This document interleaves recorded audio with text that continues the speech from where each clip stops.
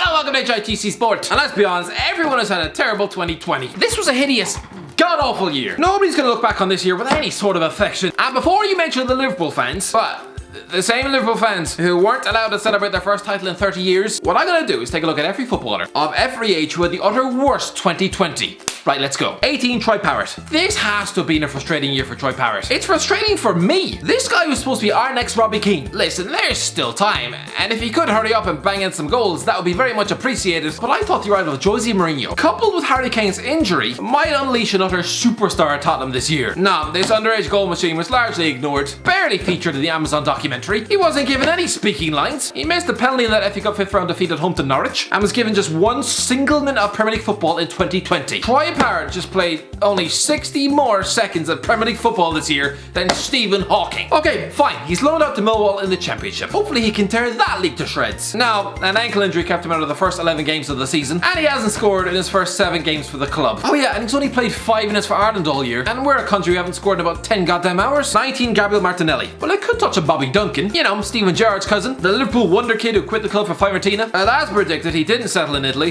didn't play, and he's now in Derby County's under-23 team. He should probably slap his agent in the face with a wet banana skin. But no, I'm picking Gabriel Martinelli. The year started so well, scoring twice in a week for Arsenal back in January, including one where he ran half the length of the pitch at Stamford Bridge. This guy was Arsenal's Mason Greenwood, a teenage superstar ready to blow the roof off the league. And then he gets injured. This guy played just 9 games of football in 2020 and none since the 27th of February. 20, Rhian Brewster. This was supposed to be Rhian Brewster's big breakout year in 2020. The year he was finally going to live up to the hype. This guy was in the same bracket of hype as Jadon Sancho and Phil Foden in 2017, but now he looks destined for a return to the Championship. Instead, he was busy scoring 10 goals in 20 games for Swansea on loan, which was good, but it didn't end in promotion. Instead, they were slapped up by Brentford in the playoffs. Then he returns to Anfield, misses a crucial penalty in the Community Shield before being permanently sold, not loaned, to Sheffield United. He's played 7 games, lost 6 of them, and barely registered a shot on target, never mind a goal, and he's probably going to spend Christmas Day bottom of the league. 21, Gedson Fernandes. Remember when Jose Mourinho arrived to Tottenham and promised the players they would know when he no longer believed in them? Yeah, I'm pretty sure Gedson Fernandes has now taken the hint. When he arrives on loan from Benfica in January, apparently he had interest from Man United and Chelsea as well. He was supposed to be the utter midfield beast. Nah, he's been a complete waste of time. He still never started a Premier League match, restricted to just 15-minute cameos last season. He was given the cup games, but even then he missed a penalty in the FA Cup 5th round exit at home to Norwich City. The guy hasn't played a single minute of football this season, only making the bench once against Newcastle 3 months ago. At least Dele gets to play in the Europa League, but Gedson's even been left out of the European squad, so he can't even make the B team on Thursday night. 22, Luka Jovic. Luka Jovic's career is sucked down a well of despair. Let's not forget, this guy was scoring nearly 30 goals a season for Eintracht Frankfurt in the Bundesliga, and heavily linked with Chelsea. This guy could have been in the position currently given to Timo Werner, but instead he's been a massive Real Madrid flop. But of course he is. The name Luka Jovic is nowhere near fashionable enough for a club who deal in ready-made superstars. If the fans were underwhelmed by Eden Hazard's arrival, then they probably looked at a Serbian striker arriving from Frankfurt the same way they'd look at a gone-off turkey burger. In 2020 he started 8 games in all competitions and scored a big bag of nothing. He's been one of the worst signings in the club's history. Even Chicharito was able to score at least 1 or 2, and even on the international front, he's just lost a Euro 2020 playoff final on penalties to Scotland. Everything that could possibly have gone wrong for Jovic this year has gone wrong. I wouldn't be surprised if his cat was also eaten by a horse. 23, Harry Wilson. This year's not gone well for Harry Wilson at all. This was supposed to be the big breakout year at Anfield, because after his loan spell at Derby in 2019, where he spanked home a few Beckham-esque free kicks, Liverpool fans desperately wanted to claw him into Jurgen Klopp's matchday squads. Nah, he only scored 1 goal for Bournemouth in 2020, as they were relegated without a fuss. He was part of a team which lost 12 times this calendar year, and he even lost his place in the team after lockdown, basically becoming 2020's answer to Jordan Ibe, a promising Liverpool winger on the Bournemouth bench. So not only was he not given a chance at Liverpool this season, his agent wasn't even able to drum up any interest from Premier League teams, and so now he's just back where he was 2 years ago, stuck in the Championship for a team pushing for promotion. Oh, by the way, let's try and hit 500,000 subscribers as soon as possible. If you want to jump on that train, smash that button. And yeah, be sure not to miss any of the footballing skits coming next year. It's going to be insane. Anyway, back into the video.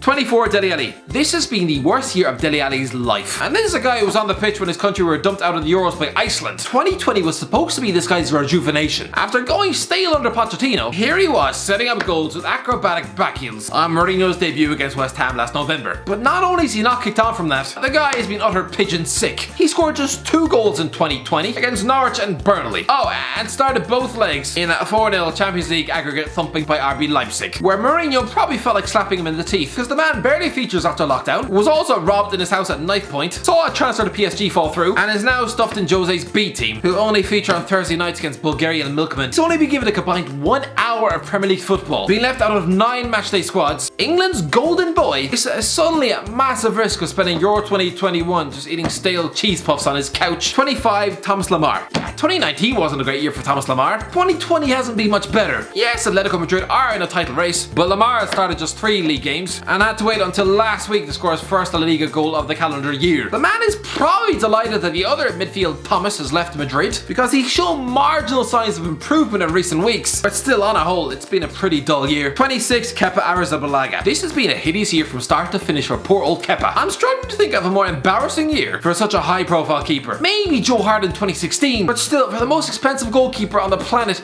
2020 has been utterly woeful. Listen, he starts the year with a last minute mistake to cost Chelsea the game at Newcastle, suddenly finds himself benched in February, including both legs against Bayern Munich in the Champions League, regains his place after lockdown, then concedes a combined 11 goals in 3 trips to West Ham, Sheffield United and Liverpool. Again, he finds himself dropped once again this season, then returns to concede 3 at home to Southampton, and then Chelsea signed Eduard Mendy, and he hasn't played since. 2 years ago, this guy was in pole position to succeed David De Gea as Spain's #1, now he can barely make the squad. 27, Jesse Lingard. Yeah, 2020 has been a rotten year for Jesse Lingard. You thought 2019 was bad, when the internet nearly lost its mind over a Snapchat video, but on the pitch this year, he hasn't started a Premier League match since New Year's Day, when he played an hour in that 2-0 defeat to Arsenal. See, the Emirates Stadium used to be this guy's own private dance floor. Bit ironic how it was also the setting before his final nail in the coffin of his Manchester United career. Alli has let him play just over an hour of Premier League football since then. For an attacking midfielder hoping to get in the England squad, he's got 2 goals and 1 assist all year, and one of them is against Tranmere Rovers. I could score against them. 28, Christian Eriksen. Christian Eriksen at 28, he should be at the peak of his powers. Last year he was linked with Real Madrid and Man United, quitting Tottenham for Inter Milan in January. It seemed a slightly underwhelming move, but hey, why not go and challenge for the Serie A title under Antonio Conte? Fine. But no, 2020 has been an utter disaster. 1 goal and 2 assists. That's all he contributed in the second half of last season, and he was left on the bench for their European run to the Europa League final. A game they lost, by the way. This season it's been even worse. He started 3 league games, and now just reduced to 5-minute cameos off the bench. Being forced to sit out the San Siro derby must have hurt, and both Champions League games against Real Madrid, and now he's being offered as a potential make-weight for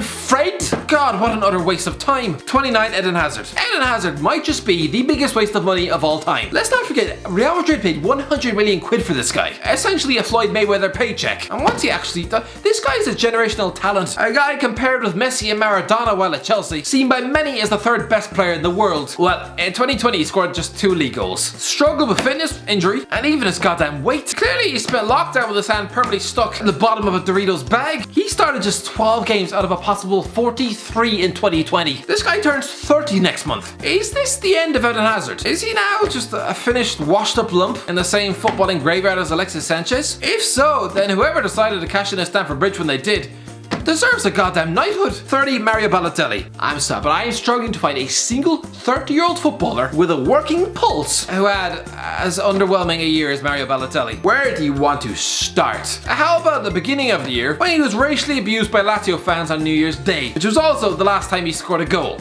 January 1st.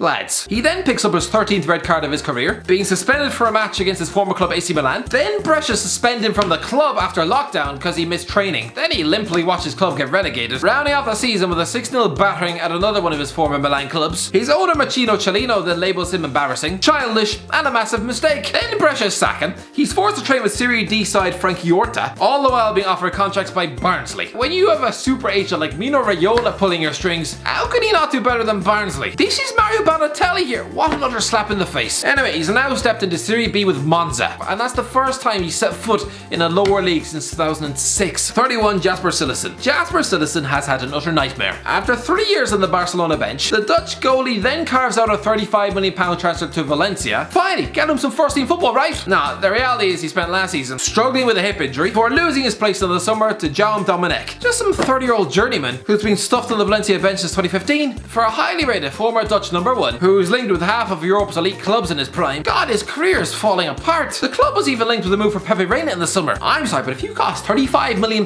becoming the 5th most expensive goalkeeper of all time, and then within a year, your same employers are trying to replace you with a 38-year-old who was recently stuck in a relegation battle with Aston Villa, oh, you should probably just go ahead and chuck your goalkeeping gloves on a bonfire? 32 Mesut Ozil. 2020 must surely be the worst year of Mesut Ozil's career. How could it not be? Listen, it started great. He played the full 90 minutes on New Year's Day in that 2-0 win over Man United at home. Arsenal fans were in love with him again, and he kept his place for the next 7 games, losing just once and scoring in a 4-0 win over Newcastle. And then after lockdown, not seen again. What could he possibly have done during those 3 months? Oh, did he send uncensored nudes to Arteta's wife? Did he accidentally drive over one of his kids? Did he leave a big bag of horse diarrhea on his front porch? What unspeakable sin did he commit? Because he hasn't played a single minute of football since the 7th of March. Leaving Ozil out of your 25-man squad, relegating him to being a goddamn cheerleader on Twitter. For a man of his world-class ability and skill, for a guy edging into his mid-30s, he needs to get out and play. Because are you telling me a world champion like Mesut Ozil, a former Galactico, isn't good enough to even make the bench for a team 15th in the league? 33 Arturo Vidal. Okay, Arturo Vidal,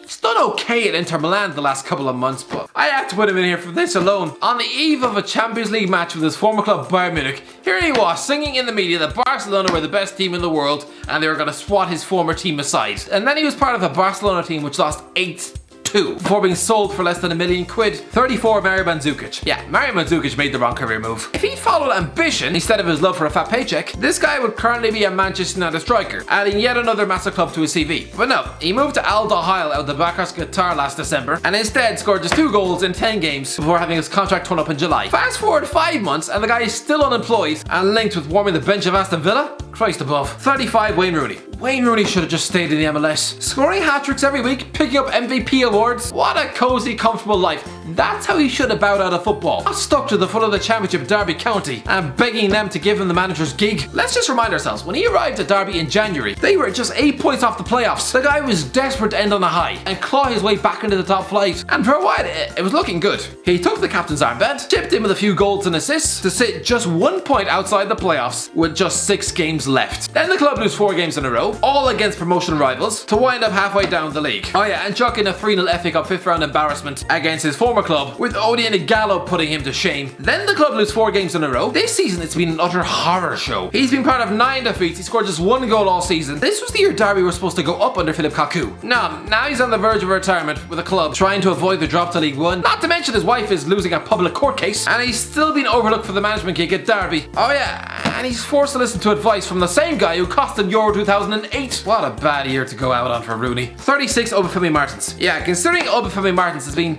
pretty much finished since Newcastle's relegation in 2009, he should probably think about chucking in the footballing career. You might say this was actually a return from retirement because for 2 years, this man didn't have a club, stopped in the footballing wilderness with a dodgy hamstring. So in July, it was announced that he returned to Shanghai Shenhua in China. Clearly, he must have shown the footballing ability of a dead goat in training, because within 6 weeks, he had his contract terminated and was binned off to Wuhan Zal in the Chinese second tier. Oh, but just retire. 37 Yaya Toure. Okay, Yaya Toure is not officially retired yet, so it still counts. For a still active professional footballer, it does not get much worse than this. First of all, he quits Gongdai Unghai out in China on New Year's Day. The man doesn't receive a job offer. By July, he's training with Leyton Orient in League 2. And 6 weeks later, he's getting sacked from Soccer Aid. How do you get sacked from Soccer Aid? This is a game where Ollie Murs is a superstar. And now we're in December and the man still can't find himself a club. So is he retired or isn't he? 38 Rodrigo Palacio. I don't want to pick on Rodrigo Palacio because he is playing every week in Serie A at 38 years of age. That's pretty impressive. The man doesn't have touched a Twix since 2007. But let's be honest, this man is a centre forward who started 25 games for Bologna this year and registered just 3 goals. This is a guy who scored 20 goals a season for Genoa and Inter Milan. This is a guy who nearly scored in a World Cup final for Argentina. So 3 goals in an entire calendar year, it's not great. 39 Willy Caballero. It's easy to think that while this year was an utter nightmare for Kepa, that it meant Willy Caballero was showing great form.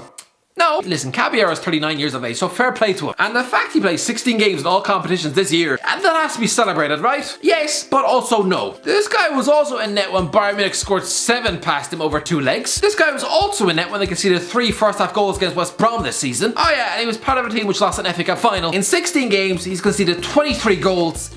It's not great. 40, nobody. I don't think there's been any 40-year-old footballer who's had a bad year.